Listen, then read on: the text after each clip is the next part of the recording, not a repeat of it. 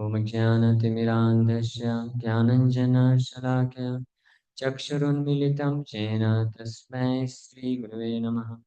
नमः विष्णुपादाय कृष्णपृष्ठाय भूतले श्रीमते भक्तिवेदान्त स्वामिनिति नामिने। नमस्ते सारस्वते देवे गौरवाणी प्रचारिणे निर्विशेष शून्यवादी पाश्चात्यदेशतारिणे नित्यानंद नमस्तुभ्यं प्रेमानंदप्रदायिने कलो कल्मषनाशाय जानवापते नमः। नमो महावदन्याय कृष्णप्रेमप्रदायते कृष्णाय कृष्णचैतन्यनामने गौरतुसे नमः। वाञ्छाकल्पतरुभ्यश्च कृपा सिन्धुभ्येव च पतितानां पावनेभ्यो वैष्णवेभ्यो नमो नमः। जय श्री कृष्ण चैतन्य प्रभु नित्यानंद श्री अद्वैत गदाधर शिवासादि गौर भक्त वृंद।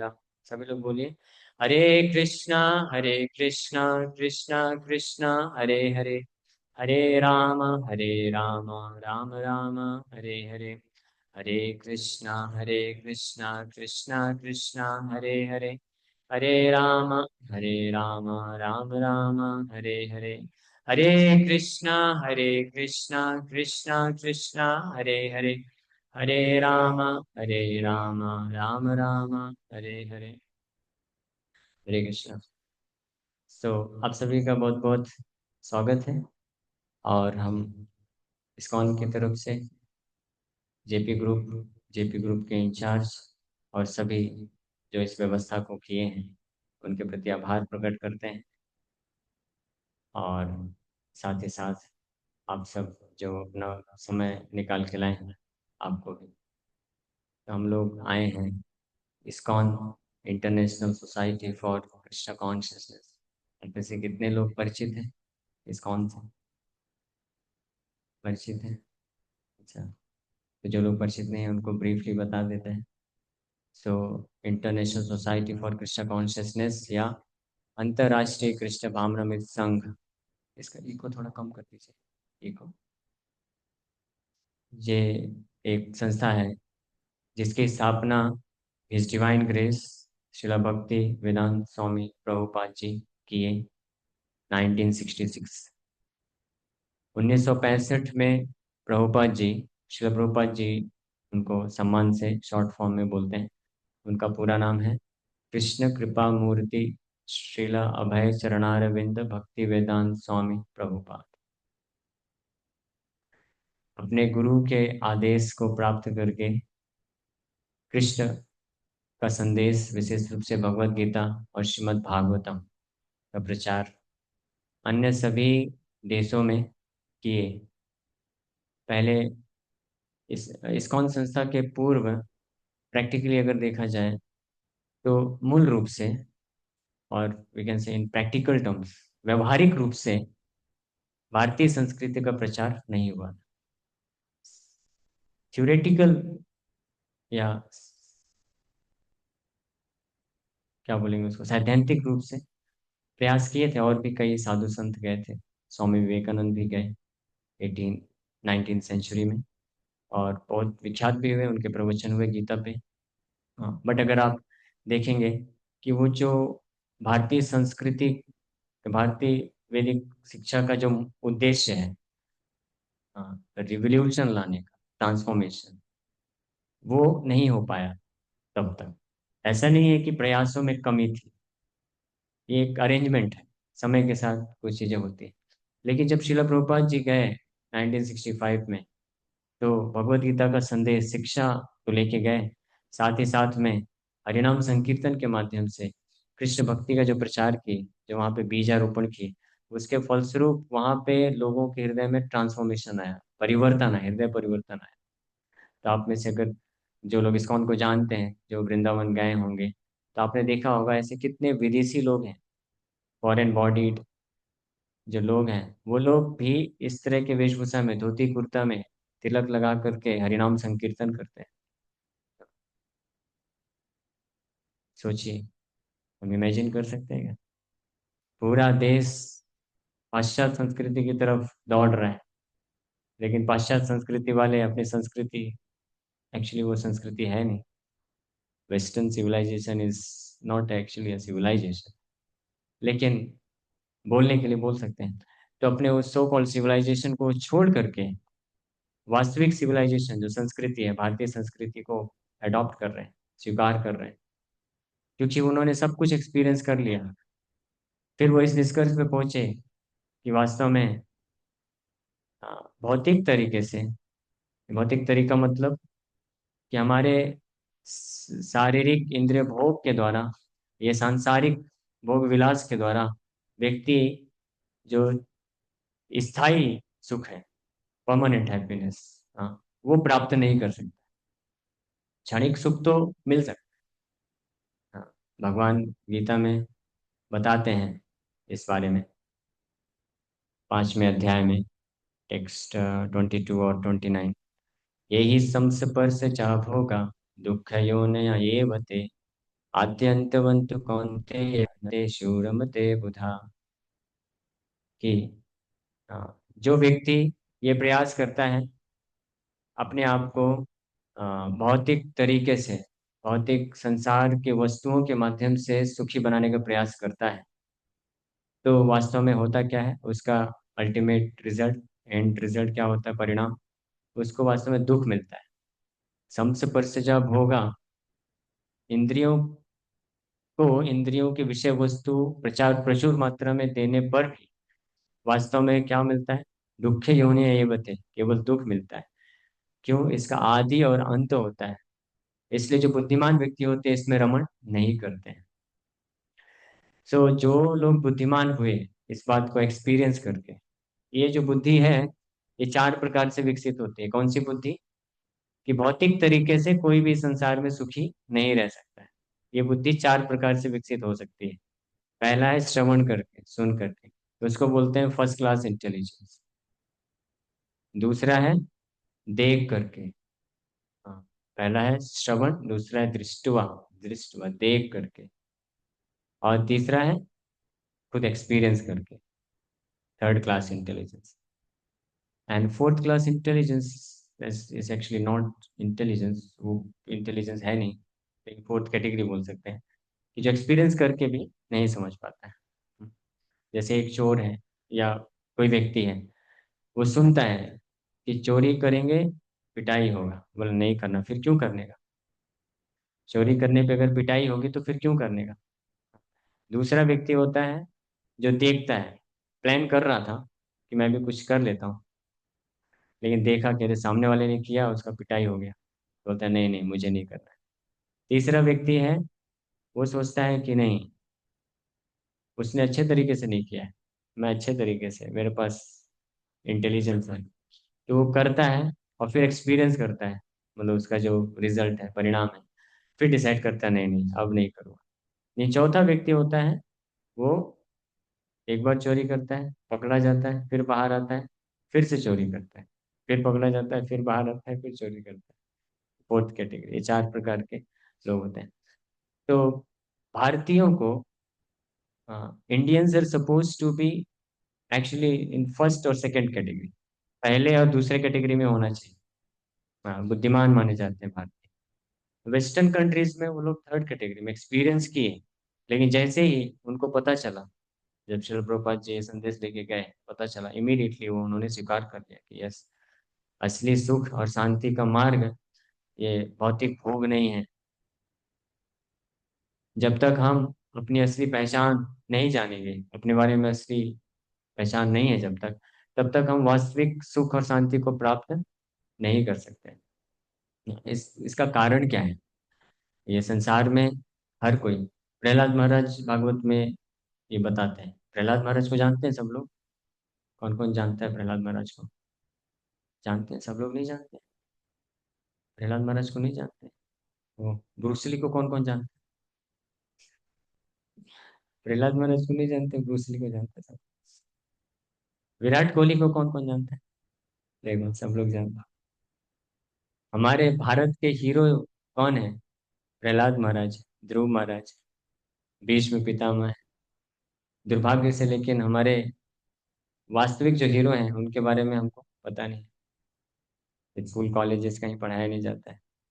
लेकिन जो वास्तविक रूप में हीरो नहीं है, जो हीरो बनने का नाटक करते हैं, वो ड्रामा को नाटक ही बोलते हैं ना, या सरल भाषा में नौटंकी। और जो नाटक करता है उसको नाटकबाज, उनको हम अपना हीरो मानते हैं। बट वास्तविक हीरो कौन है? प्रहलाद महाराज, 5 वर्ष के बालक। उनको कितने प्रकार से कष्ट देने का प्रयास किया उनके खुद के पिता ने, लेकिन फिर भी वो डरे नहीं और सुरक्षित रहे। तो प्रहलाद महाराज अपनी एक शिक्षा में बताते हैं, हालांकि 5 वर्ष के बालक प्रतीत होते थे, लेकिन वो थे नहीं 5 वर्ष के बालक, क्योंकि उनके पास पूर्ण आध्यात्मिक ज्ञान था। हाँ। क्यों? कौन बताएगा? प्रहलाद महाराज 5 वर्ष की आयु में उनके पास पूर्ण आध्यात्मिक ज्ञान था। इसका क्या कारण है? बताइए। किसी को नहीं मालूम? हाँ बोलिए। हाँ, यस, वेरी नाइस। हाँ, बिकॉज ही वॉज आचार्यवान। आचार्यवान समझते हैं? जैसे किसी के पास मर्सिडीज कार है, क्यों है उसके पास? क्योंकि वो धनवान है ना। धनवान व्यक्ति के पास बड़ा बंगलो हो सकता है, बहुत बड़ी गाड़ी हो सकती है। उसी प्रकार से पूर्ण जो आध्यात्मिक ज्ञान है वो किसके पास हो सकता है? जो आचार्यवान होता है। आचार्यवान मतलब, इसलिए वैदिक इंजंक्शन है, बताया गया है आचार्यवान पुरुषो वेदा, कि who is the man in knowledge. जब चर्चा की गई है कि कौन व्यक्ति ज्ञान, किसके पास ज्ञान है, जब ये बताया गया तो बोला वन हु possesses एन आचार्य, जिसके पास एक आचार्य है। आचार्य मतलब गुरु, आचार्यवान, उसके पास ज्ञान है। लेकिन कैसा आचार्य? आचार्य लाइक नारद मुनि, हाँ, जिनके खुद के भी आचार्य, एज सेल्फ प्रोक्लेम्ड आचार्य। वो आचार्य नहीं है, वो आचार्य है।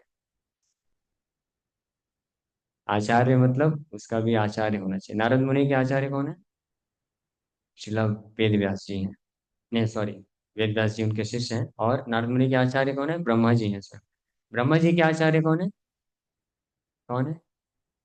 स्वयं नारायण, भगवान नारायण। और उनके आचार्य कौन है? बस वहां पे फुल स्टॉप। उनका आचार्य नहीं, है ना।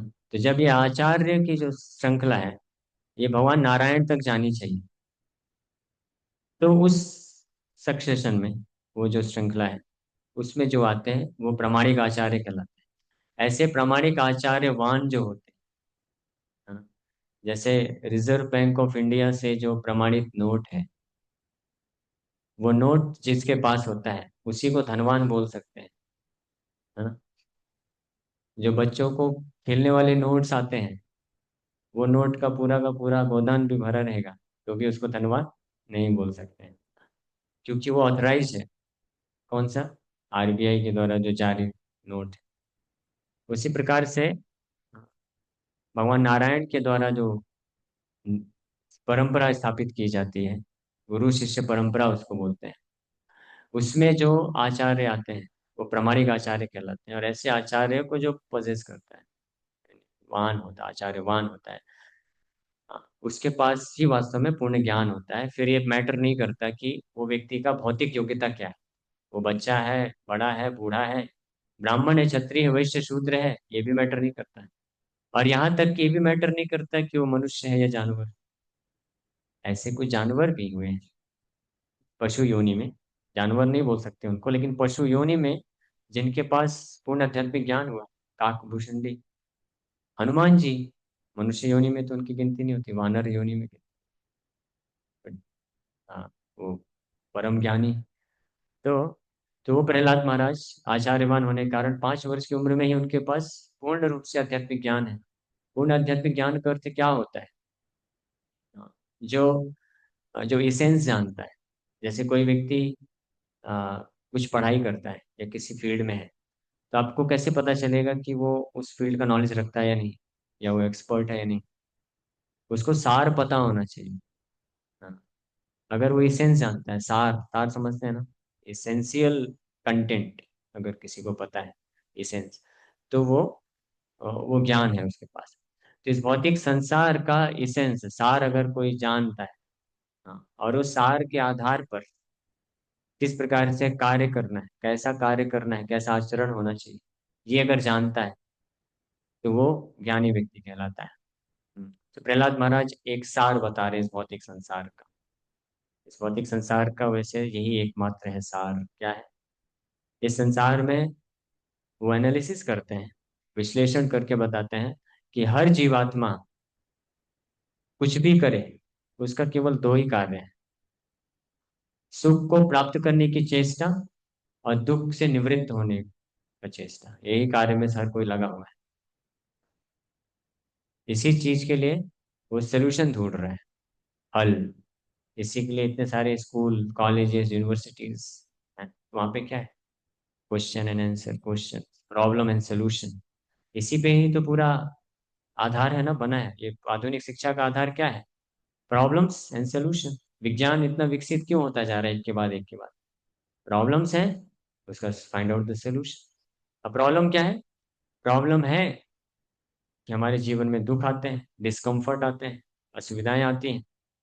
तो इसके लिए सोल्यूशन, यानी जो दुख हैं, असुविधाएं हैं, उससे कैसे निवृत्त हो जाए, उसको कैसे हटा सके, इसके लिए सोल्यूशन।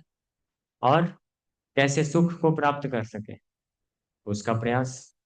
हाँ। लेकिन प्रहलाद महाराज बहुत इंटरेस्टिंग बात बताते हैं कि हालांकि हर कोई इस प्रकार से प्रयास करता है सुख को प्राप्त करने की या दुख से निवृत्त होने की, लेकिन उनके प्रयास करने का जो हल होता है, सोल्यूशन, वो हल उनको उनके दुखों से निवृत्त नहीं करता, सुख प्रदान नहीं करता, बल्कि वो जो solution, the solution becomes the cause of multiple problems. जो हल है वो कारण बन जाता है अन्य कई समस्याओं का। फिर उन कई समस्याओं का हल ढूंढता है, फिर उसका जो हल निकलता है, हल निकाला था समस्या को समाधान करने के लिए, लेकिन जो हल निकलता है वो और कई अन्य समस्याओं को जनरेट कर देता है।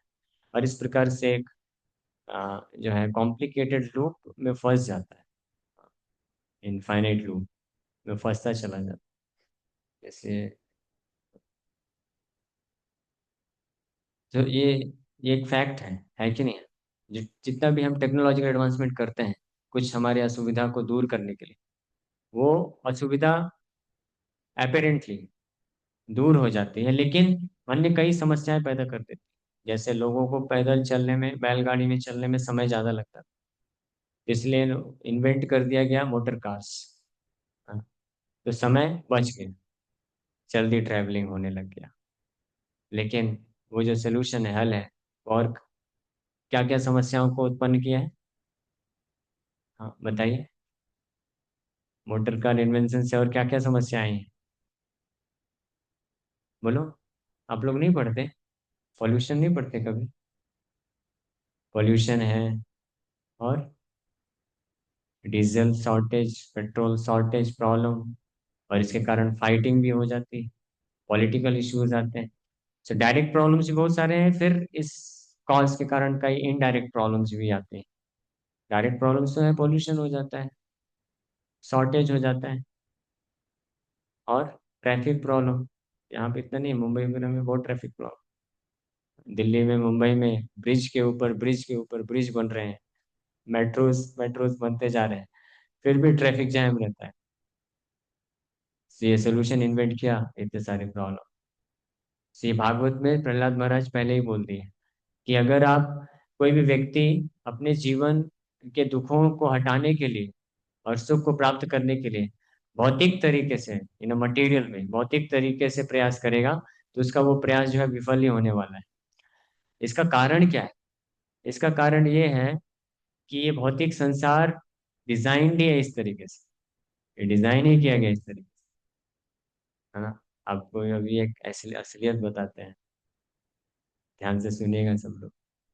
ये भौतिक संसार को एक एक यूथ था, कॉलेज में सेमिनार दे रहे थे एक वक्त, तो उन्होंने बताया कि भगवान का जो क्रिएशन है, इट्स ऑल परफेक्ट, है ना। भगवान जो क्रिएट करते हैं सब कुछ परफेक्ट होता है, और हम जो क्रिएट करते हैं वो हमेशा इम्परफेक्ट होता है।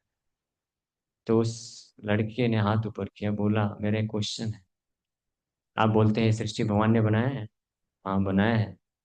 तो फिर मेरे इतने प्रयास करने के बाद भी मैं परफेक्शन क्यों नहीं हासिल कर पाता, इम्परफेक्ट क्यों है, भगवान ने इम्परफेक्ट बनाया है कि नहीं। तो भक्त ने बोला yes, Krishna has made this world, हाँ Krishna has perfectly made this world imperfect. इस संसार को बड़े परफेक्ट तरीके से इम्परफेक्ट बनाया भगवान। समझ पा रहे हैं? भगवान सुपर परफेक्शनिस्ट है। तो परफेक्ट तरीके से इम्परफेक्ट बनाया है, तो इसलिए इम्परफेक्ट वर्ल्ड में रहते हुए अगर कोई अपने आप को परफेक्ट बनाने की कोशिश करेगा तो क्या होगा, विफल ही होगा। क्योंकि भगवान परफेक्शनिस्ट है, वो गलत नहीं हो सकता है। तो अब आपको प्रश्न उठ रहा होगा कि भगवान ने ऐसा क्यों किया, क्यों ऐसा कर रहे हैं भगवान। भगवत गीता में भगवान कृष्ण बताते हैं इस बात को। ये जगत का नामकरण किए हैं भगवान। जैसे कोई भी वस्तु है, जन्म होता है तो उसका फिर नाम दिया जाता है। कोई व्यक्ति जन्म लेता है तो उसका नाम दिया जाता है। आप कोई घर बनाते हैं तो उसका नाम देते हैं। जैसे जब नगर ये बसाया गया तो उसका नाम दिया गया। स्कूल बनाया जाता है तो उसका नाम दिया जाता है। तो इसी प्रकार से इस जगत को जब बनाया गया तो इसको भी नाम दिया गया। क्या नाम दिया गया, कोई गेस कर सकता है? जिनको, आप क्यों बोल रहे हैं? कोई बताएगा पीछे से, गेस करे। संसार ने, संसार का अलग मीनिंग है। संसार तो ये जगत है।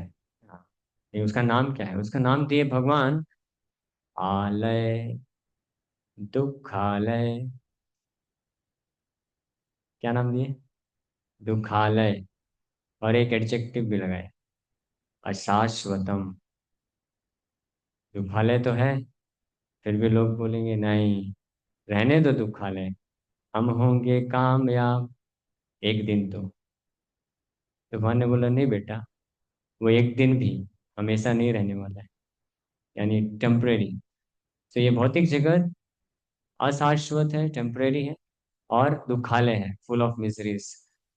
दुखालय का लिटरल मीनिंग है फुल ऑफ मिजरीज।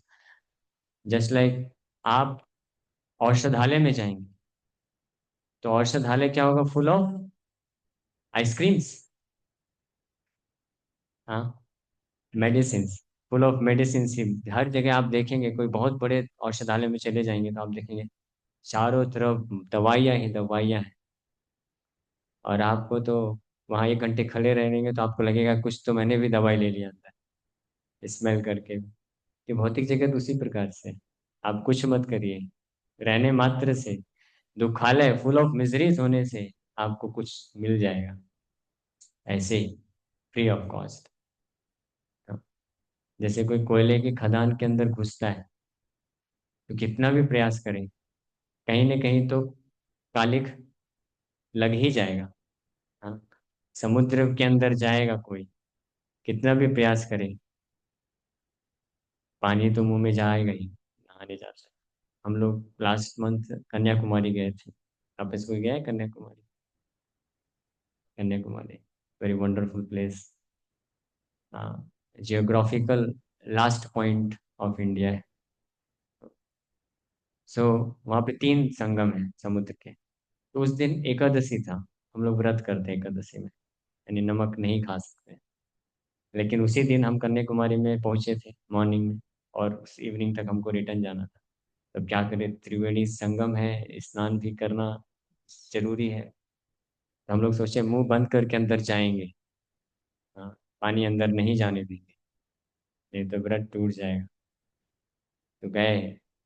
कुछ वक्त जो है केवल सोचे कि 3 डुबकी लगाऊंगा, लेकिन उतने में ही पानी चला गया अंदर। आप बच नहीं सकते हैं, क्योंकि पानी ही पानी हर जगह, तो आप कैसे अपने आप को बचा पाएंगे कि पानी अंदर ना जाए। हाँ, मुंह बंद कर लेंगे तो नाक के माध्यम से जाएगा, लेकिन जाएगा, वेव्स आएंगी ना। जब वेव्स आएंगी तो आपको पुश करेंगे, फोर्स करेंगे। तो भौतिक संसार में उसी प्रकार से वेव्स आती हैं, वन आफ्टर अनदर, दुख की वेव, सुख की नहीं, दुख की। वेव्स ऑफ मिजरीज कॉन्स्टेंटली एक के बाद एक आती रहती हैं। एक बीमारी से जूझ रहा था व्यक्ति, ठीक किया किसी तरीके से, दूसरा आ गया। अभी बैक पेन चल रहा था, किसी तरह से उसको कंट्रोल किया, फिर पेट का समस्या भी आ गया। पेट का समस्या ठीक किया तो घुटने जवाब देने लग गए, फिर सिर जवाब देने लग गया, फिर किसी तरीके से बहुत कुछ मैनेज करके अपने शरीर को फिट रखा, तो पता चला सामने वाले लोगों से रिलेशन कुछ खराब हो गया। कोई बच्चा है सही से नहीं कर रहा है, उसका तबीयत खराब हो गया, इसका हो गया। यानी आप अगर एनालिसिस करेंगे तो हमारे जीवन में हमेशा कुछ न कुछ ऐसा रहा है। कितने लोग ये एग्री करते हैं कि कुछ न कुछ हमारे या हमारे परिवार से संबंधित, या हम जहाँ पे काम करते हैं, जो हमारे जॉब है, धंधा है, कुछ ना कुछ चला ही रहता है, चलता ही रहता है। लोग इसके हैबिचुएटेड हो गए, अब आदत सी पड़ गई। इसको बोलते हैं दुखालयम, फुल ऑफ मिजरीज, ये जगत है। ये इसलिए बता रहे हैं आपको, डिस्करेज करने के लिए नहीं, ये सत्य से अवगत कराने के लिए बताया जा रहा है। क्योंकि ये तो है ना, हम ऐसी जगत में हैं। और ये जो दुखालय जगत है, इसके चार मेन, बहुत ऊंची तरंगे आती हैं। चार, उसको रियल प्रॉब्लम्स ऑफ लाइफ बोला गया है, मेन जीवन की समस्याएं। हर किसी के जीवन में बहुत सारे अनेकों समस्याओं का लिस्ट है, लेकिन चार मुख्य समस्याएं हैं, जिनका सलूशन ढूंढना वास्तविक रूप में हमारे जीवन का लक्ष्य है, पर्पस ऑफ लाइफ, जीवन का उद्देश्य, गोल। लक्ष्य क्या है? हर कोई लक्ष्य बना के चलता है कि जो दुख है उसका निवारण करे, निवृत्त करे, उससे निवृत्त हो जाए, सुख को प्राप्त करे। लेकिन व्यक्ति को पता होना चाहिए पहले कि वास्तविक दुख है क्या। तो भगवान गीता में चार प्रकार के दुख का वर्णन करते हैं। इसका अगर हल किसी ने निकाल लिया तो वास्तविक रूप में परम लक्ष्य को प्राप्त कर लेता है, फिर उसको और दुख का सामना नहीं करना पड़ता है। आप में से कोई गेस कर सकता है वो चार दुख या समस्याएं क्या हैं? इसके लक्षण आपको बता देते हैं। ये जो चार समस्याएं हैं, it is common to all, सबके पास। पहला लक्षण। दूसरा, नो बडी वॉन्ट्स इट, कोई चाहता नहीं। तीसरा, nobody can avoid it. अब गेस कर सकते हैं चार ऐसी क्या समस्याएं हमारे जीवन की जो सबके पास है, सबको झेलना पड़ेगा, चाहे वो धनी हो, निर्धन है, बुद्धिमान है या मूर्ख है, सुंदर है या बदसूरत है, भारतीय है या अमेरिकन है। क्या समस्या है? वो चार। सोचिए सोचिए।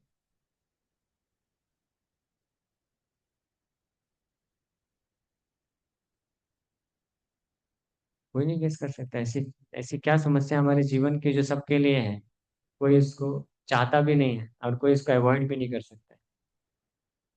नहीं, कुछ लोग होते हैं वो तो जन्म से ही रोटी कपड़ा मकान के साथ ही पैदा होते हैं।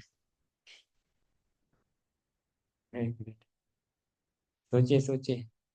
ये चार समस्याओं का हल निकालना हमारे जीवन का वास्तविक लक्ष्य है, लेकिन उसके पहले तो हमको पता होना चाहिए। भगवान गीता में बता, हाँ बताइए माता जी। हाँ, ये तो अनर्थ है, ये अनर्थ है। अनर्थ मतलब अनडिजायरेबल।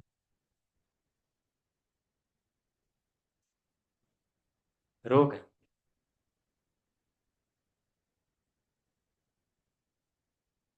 रोग है, एक है रोग, व्याधि। आप बोलेंगे व्याधि तो अवॉइड कर पाते हैं, कर पाते हैं क्या? व्याधि को पूरी तरीके से कोई अवॉइड नहीं कर सकता। एक व्याधि हुई, मेडिसिन ले लिया, ठीक हो गया, दूसरा लाइन पे है, खड़ा है। व्याधि नाम का जो शब्द है वो अपने जीवन से कोई हटा नहीं सकता है। और जैसे जैसे एज बढ़ता है, 50 60 क्रॉस किया, फिर तो सीरीज ऑफ डिजीजेस, एक के बाद एक के बाद एक, है ना? जो बहुत धनी व्यक्ति है उसके पास भी होता है। तभी तो माइकल जैक्सन भाई साहब ने 13 13 डॉक्टर रखे थे, मालूम है क्या? माइकल जैक्सन ने सोचा कि उसके पास इतना पैसा था, इतना पैसा था, कोई कमी नहीं थी। उसका ये सोचना था कि best of the scientist, best of the doctors में लगा दूंगा, ताकि मेरा मृत्यु ना हो, मैं बूढ़ा ना हो जाऊं। वो अमर बनना चाहता था। लेकिन अनफॉर्चुनेटली उसने भागवत कभी सुना नहीं कि एक और ऐसा असुर था जिसका नाम था हिरण्यकशिपु महाराज की। एक ऐसा असुर और था इतिहास में जिसका नाम था हिरण्यकशिपु महाराज। वो भी ऐसे ही अमर बनने का प्रयास कर रहा था। उसने तो पूरे ब्रह्मांड को जीत लिया था, फिर भी अमर नहीं बन पाया। मालूम है ना इतिहास? 36,000 साल अंगूठे के बल खड़े होकर के तपस्या किया। तपोबल से उसका पूरा शरीर जल गया, केवल हड्डी था बस। और उसको भी एंट हिल्स, वो ढक गया था, चींटियों ने ढक दिया था पूरा। ब्रह्मा जी आके देखे, अरे किधर है भाई, तपस्या कहाँ कर रहा है? आओ, अच्छा इसके अंदर है। वो जल का छिड़काव किए, दिव्य जल से, तो फिर वो एंट हिल टूटा और उसको शरीर मिला। तब तो बोल पाएगा। बोले, क्या इतना तपस्या क्यों कर रहे हो, क्या चाहिए? बोला, मैं अमर बनना चाहता हूँ। ब्रह्मा जी बोले, मैं खुद ही नहीं हूँ, तुमको कैसे बनाऊंगा, कुछ और मांग लो। तो फिर उसके बाद उसको बुद्धि लगा लेना चाहिए था कि जब ब्रह्मा जी बोल रहे हैं वही अमर नहीं है, तो वो उनसे मैं वरदान लेने की कोशिश कर रहा हूँ, तो मैं कैसे अमर बन सकता हूँ? लेकिन असुर है इसलिए वो बुद्धि नहीं काम की। तो उसने क्या बोला, पूरा परमुटेशन कॉम्बिनेशन लगा दिया, जितने भी उसकी जितनी बुद्धि काम की थी पूरे ब्रह्मांड को ऑब्जर्व करके, कि इस प्रकार से लोग मरते हैं। तो वो सब लगा दिया कंडीशन कि इस प्रकार से ना मरो, इस प्रकार से ना मरो, इस प्रकार से ना मरो। ब्रह्मा जी बोले, okay, check check check check check, done. वैसे ही बुद्धि लगाया था माइकल जैक्सन ने भी। इस प्रकार से ना मरो, इस प्रकार से ना मरो, पूरे डॉक्टर्स का लिस्ट बना करके किस किस प्रकार से लोग मरते हैं वो सब एनालिसिस कर लिया। आपको मालूम है कितने साल में मर गया वो? 50 साल में। सोचिए, जिससे पूरा अरेंजमेंट किया, 24 घंटे, 12 13 डॉक्टर हमेशा उसके साथ रहते थे। जो भी खाता था पहले वो लैब में जाके टेस्ट होता था। वो जो सांस लेता था उसके आसपास इस प्रकार का एनवायरनमेंट बनाया जाता था। सब कुछ करने के बाद भी व्याधि और मृत्यु और बुढ़ापा। आप बोलेंगे नहीं, हमारा हीरो तो कभी बूढ़ा नहीं हुआ, क्योंकि जब बूढ़ा हुआ उसके बाद फिल्म नहीं बनाया ना, तो आपने देखा नहीं है उसको। बाहर से कोई कर सकता है सर्जरी वगैरह, लेकिन बूढ़ा तो अंदर के ऑर्गन तो बूढ़े हो ही जाते हैं, है ना? अमिताभ बच्चन बूढ़ा नहीं हुआ क्या? नहीं, 40 50 साल पहले तो देखे, बनारस का पान खा खा करके। हाँ, सब बूढ़े हो। रजनीकांत लेकिन नहीं बूढ़ा हुआ होगा ना? हाँ, मोहम्मद अली, नाम सुना है? मोहम्मद अली, एक समय पे उसने डिक्लेयर किया, आई am the greatest, I am the greatest, challenge कर दिया था। हाँ, लेकिन कुछ सालों के बाद उसको रियलाइज हुआ, yes I am the greatest, but I am the greatest fool, कि मैं सबसे बड़ा मूर्ख हूँ जो ये सोच रहा था कि मैं ग्रेटेस्ट हूँ। क्योंकि वो बॉक्सिंग में चैंपियन था, कोई नहीं टिक पाता था उसके सामने, इतना अहंकार हो गया। लेकिन उसको बाद में पार्किंसन डिजीज हो गई, जानते हैं पार्किंसन डिजीज? हाथ कांपता था, उठा नहीं पाता था, कप भी नहीं उठा पाता था।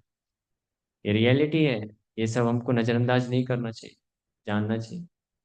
वो टाइटैनिक बनाया था ना, पूरा दिमाग लगा दिया था और डिक्लेयर किया था, बोला था कि even God can not drown it, भगवान भी इसको डुबा नहीं सकते। और पहले ही सेल में निकल गया। ये है भौतिक जगत की स्थिति। कि दुखालयम जो है फुल ऑफ मिजरीज, इसको हमको एक्सेप्ट करना चाहिए और इस पे विचार करना चाहिए कि हमारे पास ये जो जीवन मिला है, केवल किसी प्रकार से बस एडजस्ट करके, अपने समस्याओं को थोड़ा बहुत एडजस्ट करके जीने बस के लिए नहीं मिला है। हाँ, जीवन का उद्देश्य है। ये जो चार प्रॉब्लम्स हैं, चौथा क्या है? तीन मैंने बताया। Death, disease, old age. और एक क्या है? वो एक ही तो महत्वपूर्ण है सबसे ज्यादा, उसी से तो बाकी सब आते हैं। जन्म। भगवान गीता में बोलते हैं, जन्म मृत्यु जरा व्याधि दुख दोषाणु दर्शनम। जो व्यक्ति जन्म मृत्यु जरा व्याधि को अपने जीवन की वास्तविक समस्या के रूप में जानता है, वही ज्ञानी व्यक्ति है, उसको ज्ञान बोलते हैं। ये नॉलेज का भगवान ने बताया जब परिभाषा, तो उसमें चार ये आइटम बताते हैं, और भी हैं लिस्ट में। 13 चैप्टर में आप पढ़ सकते हैं। तो चार ये महत्वपूर्ण है। और जो इसका solution, permanent solution, temporary patchup solution नहीं। टेम्परेरी पैचअप सोल्यूशन जानते हैं? जैसे बाल सफेद हुआ तो हेयर डाई कर लिया, उसको पैचअप सोल्यूशन बोलते हैं। हेयर डाई करने से क्या बाल काले हो गए? हाँ। नहीं, बाहर से काले हो गए, जब बढ़ेगा तो फिर निकलेगा क्या? सफेद सफेद ही निकलेगा ना। फिर से उसको हेयर डाई करना पड़ेगा। इसको पैचअप सोल्यूशन बोलते हैं। पैचअप सोल्यूशन मतलब बाहर से ढक दिया बस।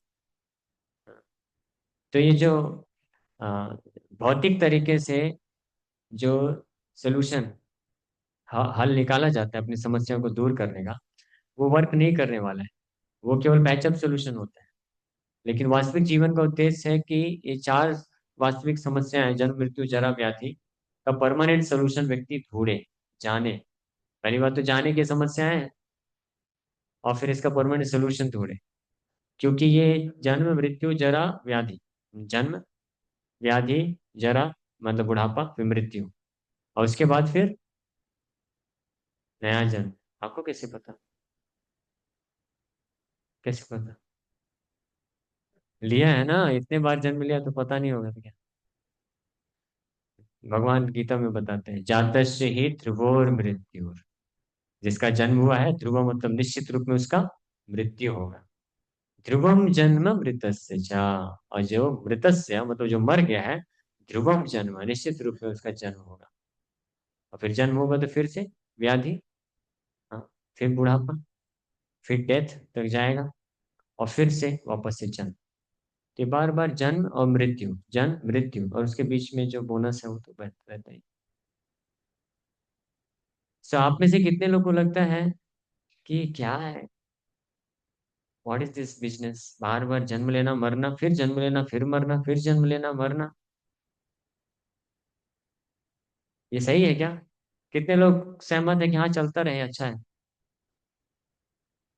हाँ।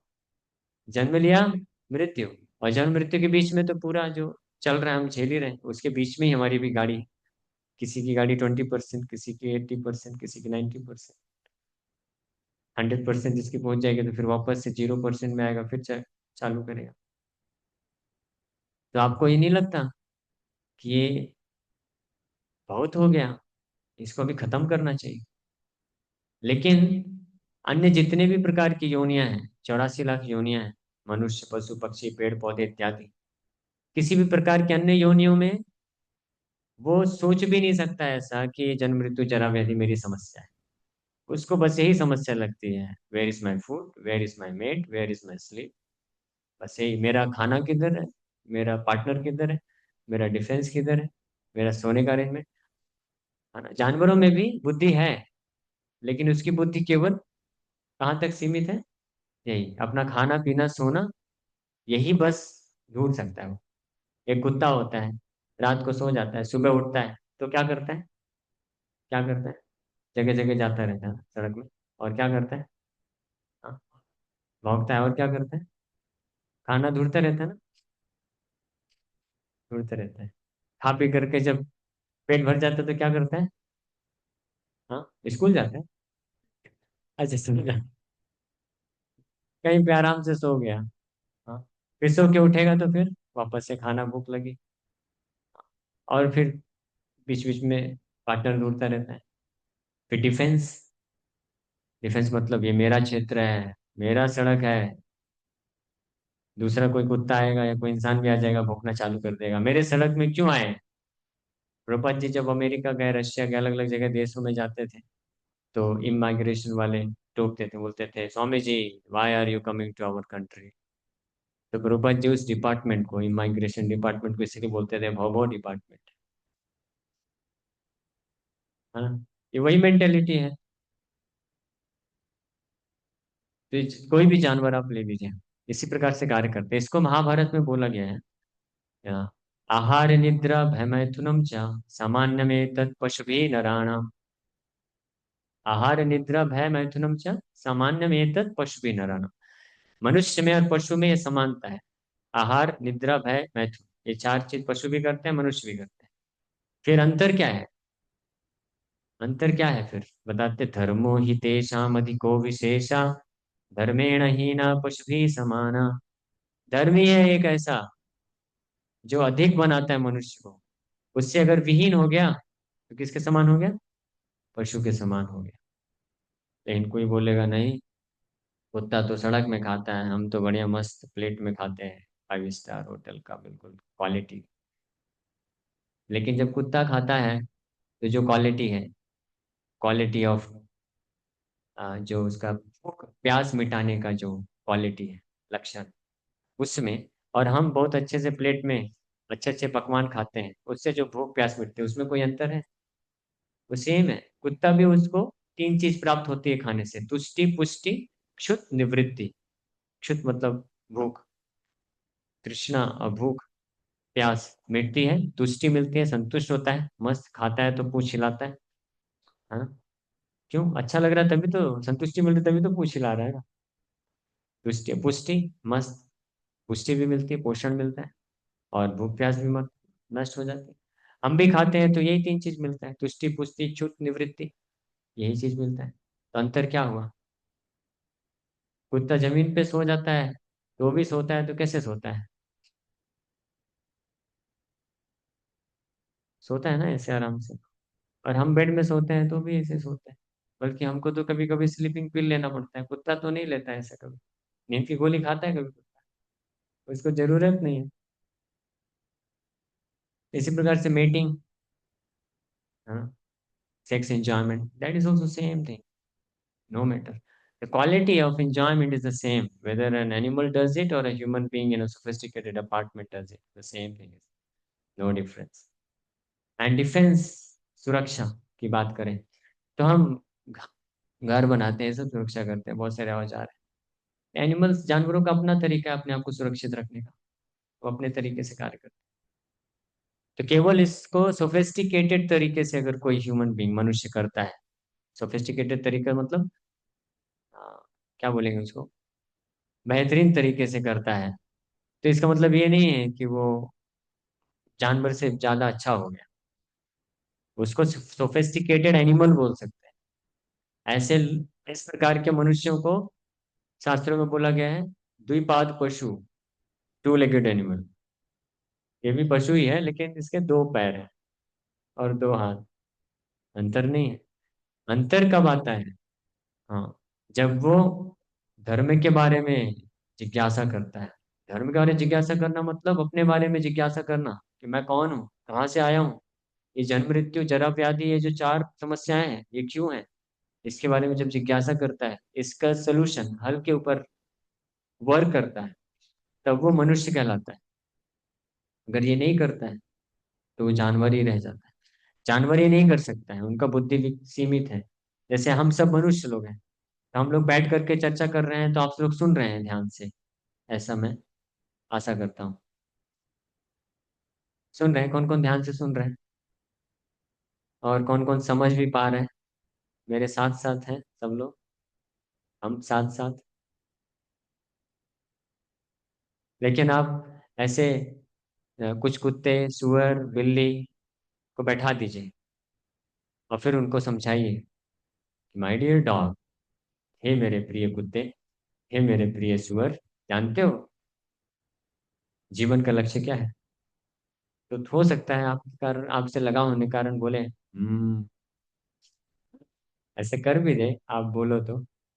लेकिन जब आप बोलेंगे कि जन्म मृत्यु जरा व्याधि होती है, तो समझेगा नहीं। फिर जैसे ही पास से कोई बोलेगा तो तू खाने का वस्तु, तो उधर चला जाएगा उसका ध्यान। वो इसमें पार्टिसिपेट नहीं कर सकता है। तो हमको समझना चाहिए कि हमारा ये बहुत बड़ा सौभाग्य है, ये रेयरेस्ट अपॉर्चुनिटी है, इसलिए मनुष्य जन्म को दुर्लभ बोला गया है। क्योंकि इस जीवन में, इस मनुष्य जीवन में व्यक्ति इस डायरेक्शन में प्रयास कर सकता है। बाकी और योनियों में ये अपॉर्चुनिटी ही नहीं है, अवसर ही नहीं है। पूरी तरीके से प्रकृति के नियम के अनुसार बस जिस प्रकार के दुख आते हैं, उस दुख को झेलता जाता है, झेलता जाता है, झेलता जाता है, फिर मृत्यु प्राप्त करता है, फिर अगली योनि, फिर प्राप्त करते, फिर अगली योनि। जिस प्रकार से एलिवेट होते होते, इवोल्यूशन, इसको इवोल्यूशन बोलते हैं, ये रियल इवोल्यूशन है।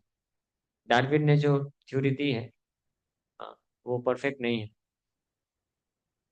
हाँ, शरीर का इवोल्यूशन नहीं होता है। आत्मा एक शरीर से दूसरे शरीर में इवॉल्व होती है, ये वास्तविक इवोल्यूशन की थ्योरी है। आप लोग पढ़ते हैं ना, आत्मा एक शरीर से दूसरे शरीर जाती है।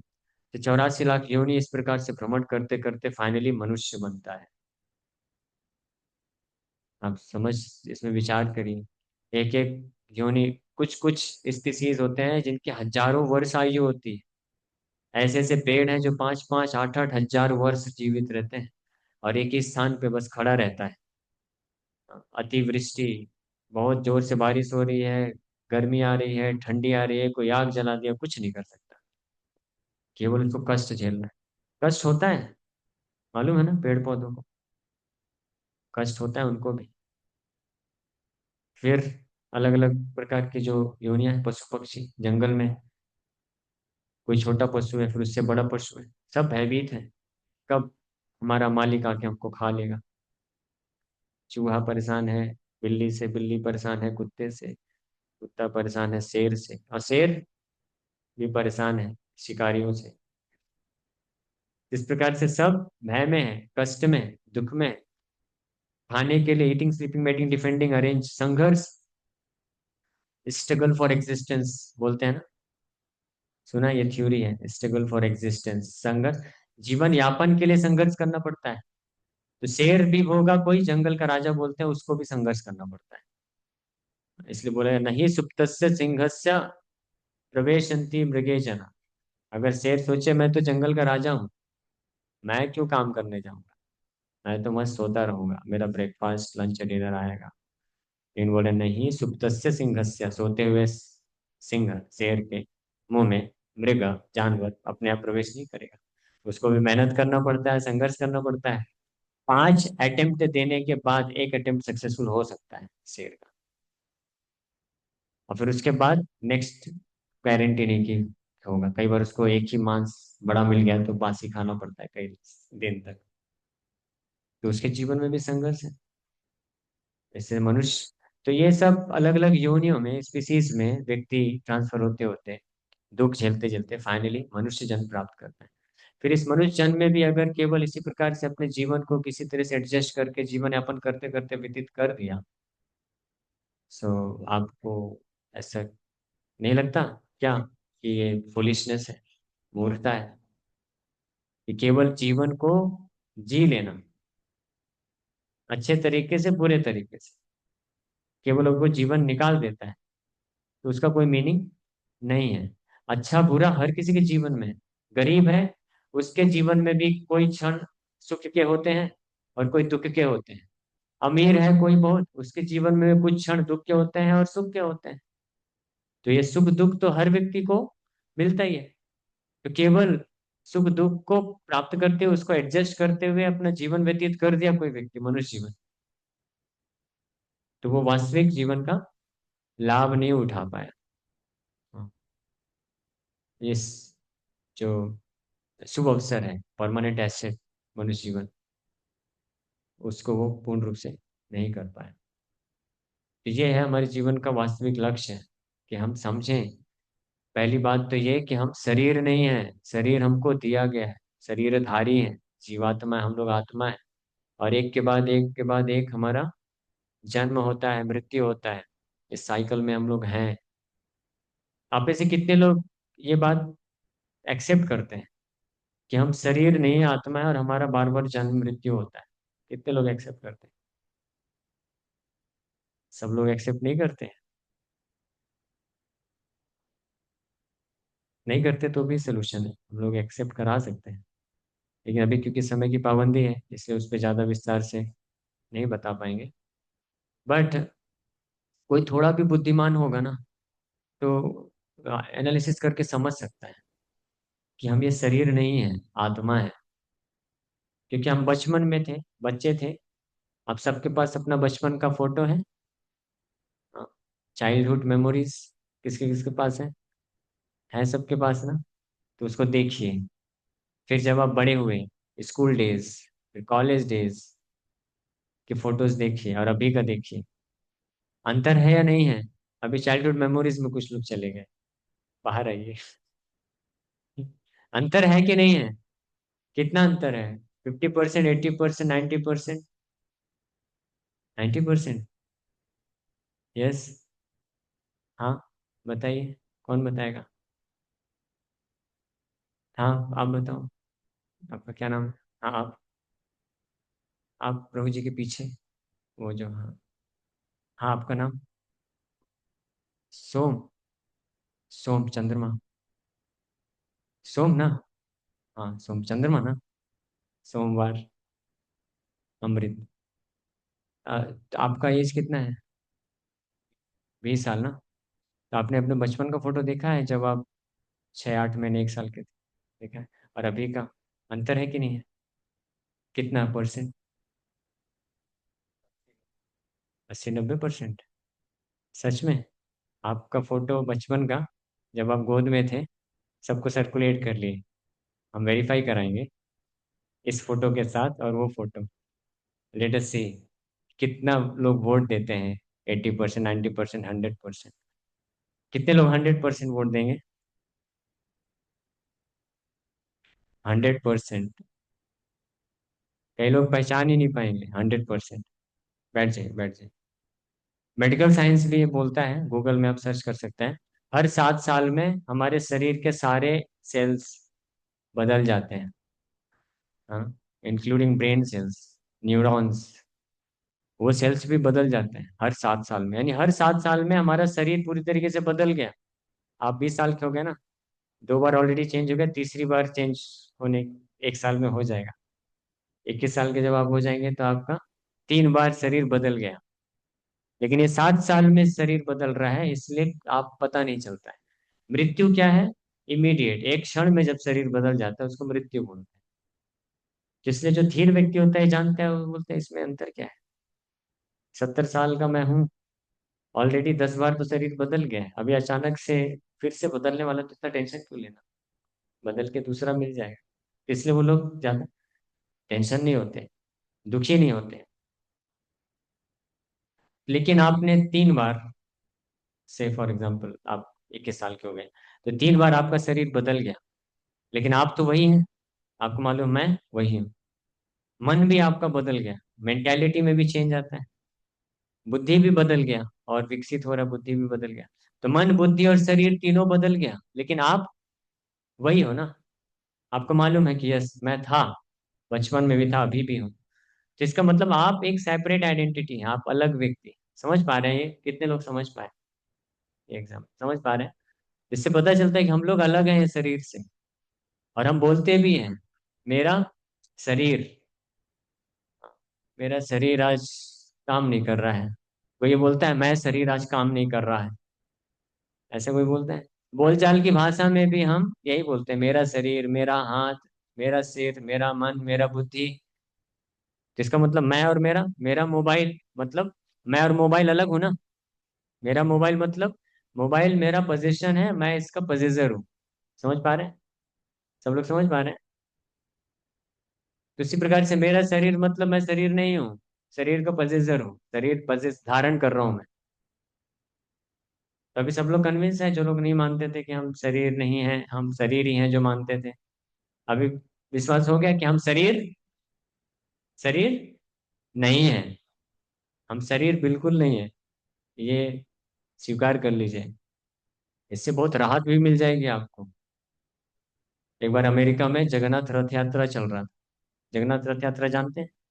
सुना है? भगवान जगन्नाथ का रथ यात्रा अमेरिका में भी होता है, अभी लंदन, यूरोप, अमेरिका, हर जगह इस्कॉन के द्वारा किया जाता है। तो उस रथ यात्रा में एक भक्त रथ में चढ़ करके कीर्तन कर रहे थे, और पीछे बहुत सारे पब्लिक गाते हुए फॉलो कर रहे थे।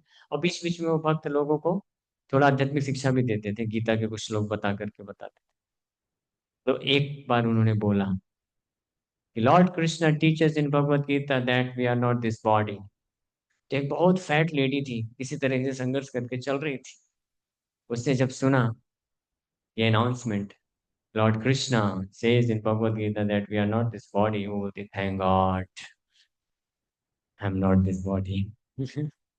कितना उसको रिलीफ मिल गया। कृष्ण गीता में बोलते हैं कि आप ये शरीर नहीं है। तो फैट लेडी, मोटी लेडी थी, एक बड़ी परेशान थी। तो बोले कि बहुत धन्यवाद भगवान का कि मैं शरीर नहीं हूँ, अच्छी बात है, यानी कुछ ही समय तक है मेरे पास ये। समझ पा रहे हैं?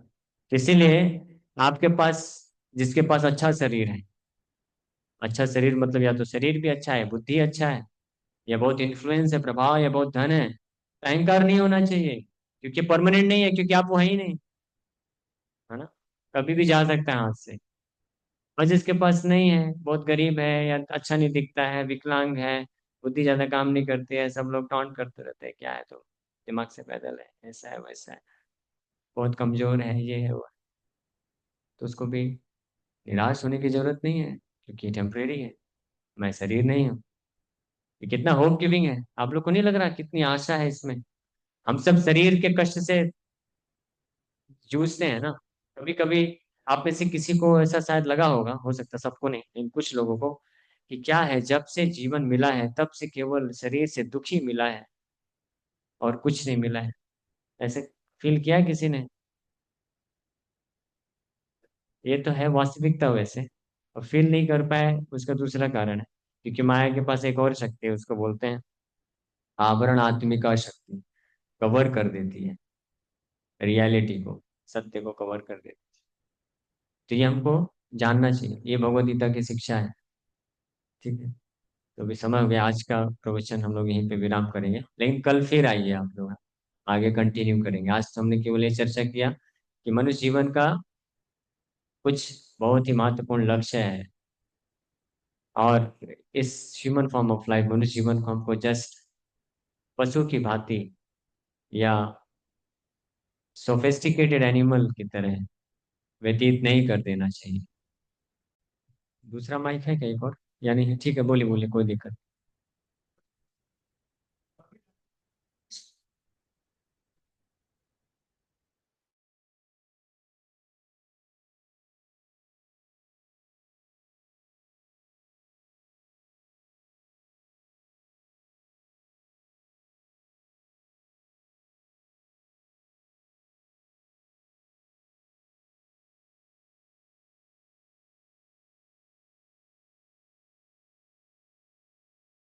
अज्ञानता के कारण व्यक्ति जो ये सत्य को नहीं जानते, वो इस प्रकार से कार्य करते हैं। अपने खुद के जो हरे कृष्णा मैया, अभी कथा का विराम नहीं हुआ है, थोड़ा धैर्य और रख लीजिए, सुनते जाइए 5-7 मिनट। फिर उसके बाद तो पूरा समय आपका ही है, पूरी रात, फिर पूरा दिन, और कल 2 घंटे, और उसके बाद फिर पूरा, फिर तो मैं चला ही जाऊंगा। बहुत महत्वपूर्ण प्रश्न पूछे हैं। तो फिर जिसमें वो भी प्रवचन देते हैं, वो भी सिखाते हैं, कुछ कुछ वो भी बताते हैं, और फिर लड़ाई करना है, झगड़ा करना है, और कैसे अपने हृदय से दया को नष्ट करना है, ये सब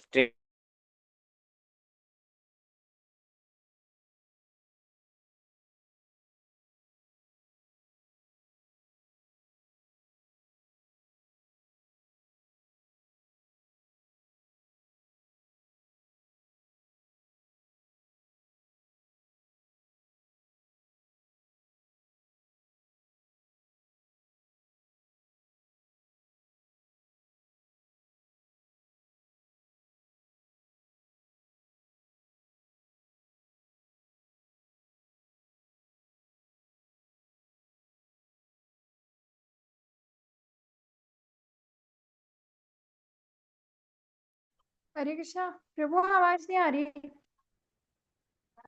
लेकिन इस बात पे इतना जोर नहीं दिया जाता है। हमारे एजुकेशन सिस्टम में बाकी सब चीज़ें पढ़ाई जाती है, लेकिन कितना ये फिलॉसफी जो तत्व है सब, जो हम लोग आज चर्चा की, कितनी मात्रा में डिस्कस किया जाता है। आपको, आप में से कितने लोग को लगता है कि ये ज्ञान जो है बहुत जरूरी है, सबको पता होना चाहिए कि हम, हमारा जन्म मृत्यु जरा व्याधि हो रहा है तो हमको पता होना चाहिए ना कि क्यों हो रहा है, और इससे बचने का उपाय है कि नहीं है। क्या लगता है आप लोग को, ये शिक्षा होनी चाहिए कि नहीं होनी चाहिए? ये तो हमारे साथ घटित हो रहा है, लेकिन ये नहीं है। स्कूल कॉलेज में नहीं है मॉडर्न एजुकेशन सिस्टम। स्वतंत्रता के पहले के समय था, वैदिक टाइम पे ये होता था, लेकिन स्वतंत्रता के बाद अनफॉर्चुनेटली ये सब चीजें नहीं की गई। अभी प्रयास किया जा रहा है, अभी की सरकार है कुछ मात्रा में प्रयास कर रही है, लेकिन डेमोक्रेसी होने के कारण ये पूरी तरह से सफल नहीं हो पा रहा है, तो मुश्किल भी है।